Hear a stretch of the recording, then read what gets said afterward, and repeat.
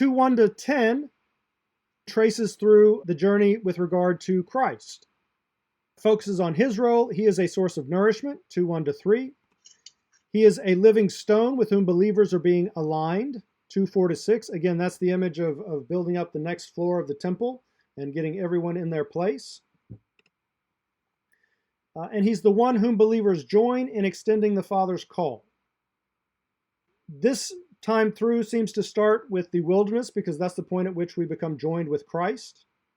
So in the first half of the wilderness, we come to know Christ as our source of nourishment. Again, we're getting to know him. He says, like a newborn baby suckling, its mother. He's our source of nourishment. In the second half of the wilderness, you become a living stone. And note, the stones are living because they have received life. And you're being aligned with all the other believers. You have to get in your place just like they have to get in their place. And then you have to wait for everybody else to get in their place. And then the one whom the believers join in extending the Father's call refers to moving into your promised land. Okay, where you will then be able to extend the Father's call. It explicitly focuses on obedience, disobedience in 2:7 to 10. And remember, that's you are sprinkled for obedience, unto sprinkling and obedience to Jesus Christ in the prescript. So it begins with the wilderness phase or baptism because that's the point at which we become united with Christ. Now, 2:7 to 10. Listen to how the NASB renders 2:7 to 9. This precious value, then, is for you who believe. But for those who disbelieve, the stone which the builders rejected, this became the very cornerstone, and a stone of stumbling and a rock of offense. For they stumble because they are disobedient to the word, and to this doom they were also appointed. But you are a chosen race, a royal priesthood, a holy nation, a people for God's own possession, so that you may proclaim the excellencies of him who has called you out of darkness into his marvelous light. What does it say in verse 8 and 9 about being destined? For they stumble because they are disobedient to the word, and to this they were also appointed. What does that mean?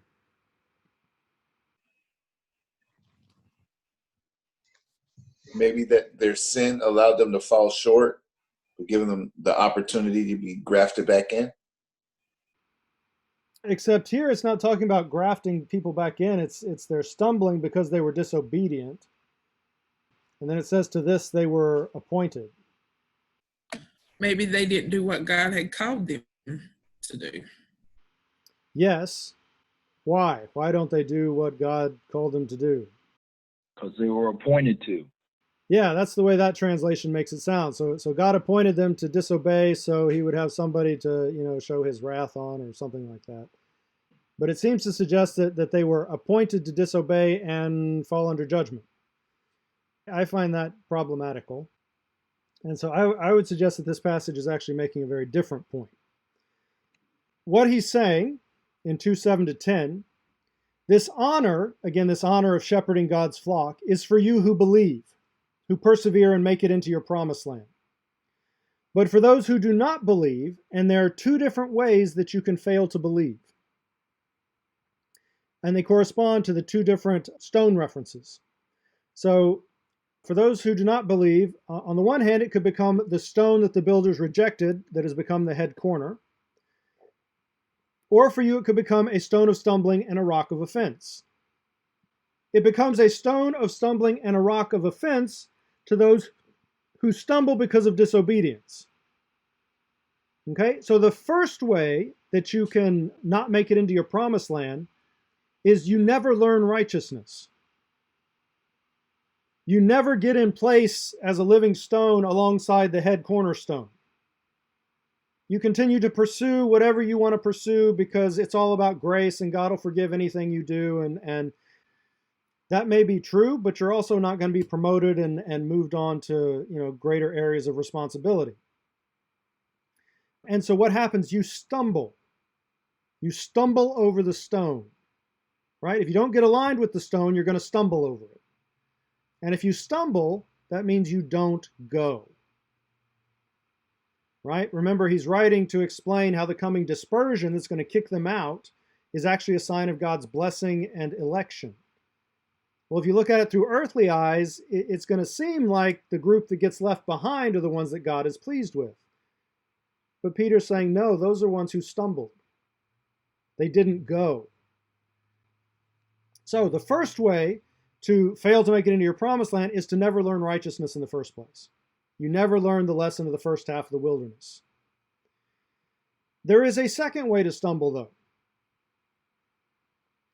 There is a group that does not believe in what they were also appointed and you have actually become. A chosen race, a royal priesthood, a holy nation, a people for God's own possession. In other words, there are people who learned righteousness, they got in place. But as time went on and they heard all these people saying bad things about what they were doing and how God doesn't come, eventually they gave up and said, okay, you're right, I'm going back over here. And so again, when the glory came down, they weren't there. They were appointed to be there, but they gave up. And as a result, they missed out on the blessing. So there are two ways to fail in the wilderness. One is to not learn righteousness. The other is to not persevere. Now in 2:9, he mentions several different Old Testament passages. So we have a chosen race, which comes from Isaiah, a kingdom of priests and a holy nation, which comes from Exodus, and a people for God's own possession, which is from Malachi. Okay? The chosen race, Isaiah 43:20-21, if you look back and read the whole context, you'll see that this is very much an Exodus chapter, a new Exodus. Starting with verse 14. Thus says the Lord your Redeemer, the Holy One of Israel. For your sake I have sent to Babylon, and will bring them all down as fugitives, even the Chaldeans into the ships in which they rejoice. I am the Lord, your Holy One, the Creator of Israel, your King. Thus says the Lord, who makes a way through the sea and a path through the mighty waters, who brings forth the chariot and the horse, the army and the mighty man. They will lie down together and not rise again. They have been quenched and extinguished like a wick. What kind of imagery is that? Egypt. Exodus. When there was opening the Red Sea. Yeah, exactly. This is Exodus imagery. And so, remember, who is Israel? They are the people whom God delivers through Exodus. And so when they find themselves under a foreign power again in Babylon, how do they conceive of their coming deliverance? Well, as a new Exodus, because that's who they are. They are the people whom God delivers through Exodus. He goes on, do not call to mind the former things or ponder things of the past. Behold, I will do something new. Now it will spring forth. Will you not be aware of it? I will even make a roadway in the wilderness. So where are we? We're in the wilderness, right? And he's talking about how he's going to usher his people into the promised land. Rivers in the desert. The beasts of the field will glorify me, the jackals and the ostriches, because I have given waters in the wilderness and rivers in the desert to give drink to my chosen people. The people whom I formed for myself will declare my praise. Right? So he's talking about how he's getting ready to transform the wilderness into a place of provision and plenty. And he talks about, his chosen people. Similarly, Exodus 19, 5-6. 5-6 says, now then, if you will indeed obey my voice and keep my covenant, then you shall be my own possession among all the peoples, for all the earth is mine. And you shall be to me a kingdom of priests and a holy nation. These are the words that you shall speak to the sons of Israel. So what is the tense of there being kingdom of priests and a holy nation there? If you will indeed obey my voice and keep my covenant, then you shall be my own possession. Shall All the be Future tense. You shall be to me a kingdom of priests and a holy nation. Yeah, it's future, and it's contingent upon what? Them obeying. Yes, you have to obey, right? Now the curious thing, listen to Deuteronomy 7:6. Deuteronomy, remember, they're getting ready to enter into the promised land, and Moses is giving them one last run through before they head in. For you are a holy people to the Lord your God. The Lord your God has chosen you to be a people for his own possession out of all the peoples who are on the face of the earth. What's the tense there? Present. Present tense, Present. right? So in Exodus, they are appointed, but he doesn't claim they've made it until Deuteronomy when they're getting ready to enter their promised land, right? Just like the same people in 1 Peter who were appointed to be all of these things, but then they lost faith and didn't persevere and gave up, right? You have to persevere through if you want to see that appointment become reality. And then the final one is Malachi. And here in Malachi, he says, behold, this is chapter 3. Behold, I'm going to send my messenger, and he will clear the way before me, and the Lord whom you seek will suddenly come to his temple. And the messenger of the covenant in whom you delight, behold, he is coming, says the Lord of hosts. But who can endure the day of his coming? Who can stand when he appears? For he is like a refiner's fire and like fuller's soap. He goes on and explains that a bit more. Verse 5, then I will draw near to you for judgment, and I will be a swift witness against the sorcerers and against the adulterers and against those who swear falsely and against those who oppress the wage earner and his wages, the widow and the orphan, and those who turn aside the alien and do not fear me, says the Lord. For I do not change, therefore you, O sons of Jacob, are not consumed. Right? So he talks about he's going to judge those who are not doing what they're supposed to be doing. Then skip over to verse 13. He says, your words have been arrogant against me, says the Lord. Yet you say, what have we spoken against thee? You have said it is vain to serve God, and what profit is it that we have kept his charge and that we have walked in mourning before the Lord of hosts? So now we call the arrogant blessed. Not only are the doers of wickedness built up, but they also test God and escape.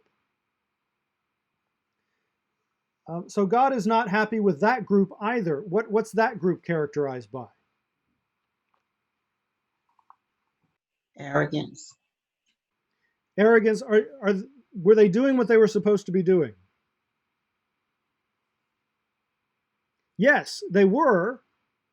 And what was the problem? They looked around and they saw that everybody around them was, progressing in their jobs and getting promotions while they were kind of stuck in neutral and not going anywhere. And they basically decided it's vain to serve God. It doesn't get you anywhere. This is the group that walks away.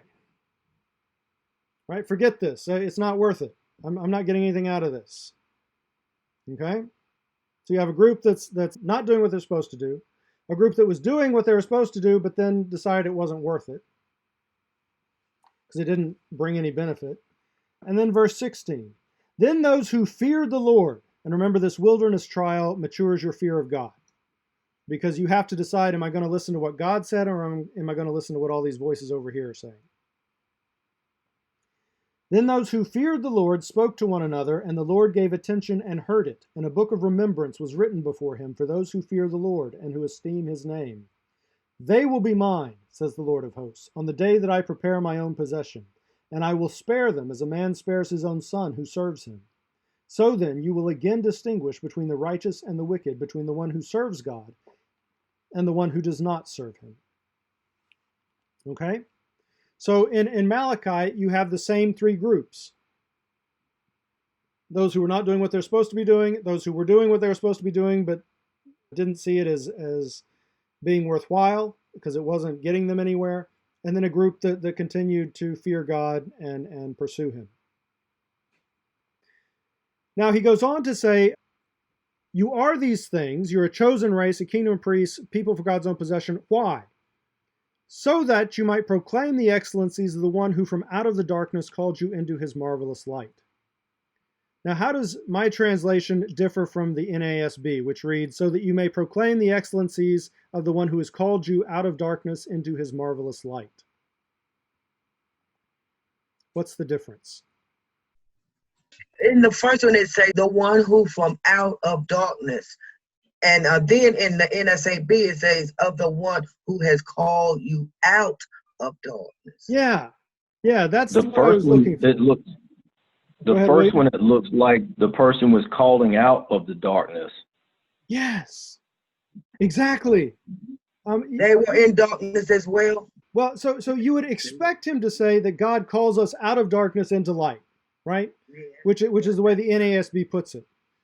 But the way Peter has actually phrased it, he's phrased it as the one who from out of the darkness called you into his marvelous light. And I think the point is that God is not someone who remains in his realm of light saying, hey, come join me. He enters into our darkness with us and points the way forward. And that is how we are called to help join him in that call, by entering into the darkness to help point the way forward for people who can't see it. Right? And so again, as you enter into your promised land, then again, you'll be faced with the choice. You can stay in your glory and everything and kind of call people to come to you, or you can be willing to give that up to go join people in their darkness and help point them forward. Yes. It's that latter model that Christ models, right? He didn't stay in his realms of glory and say, hey, come on, a little bit more, you can make it.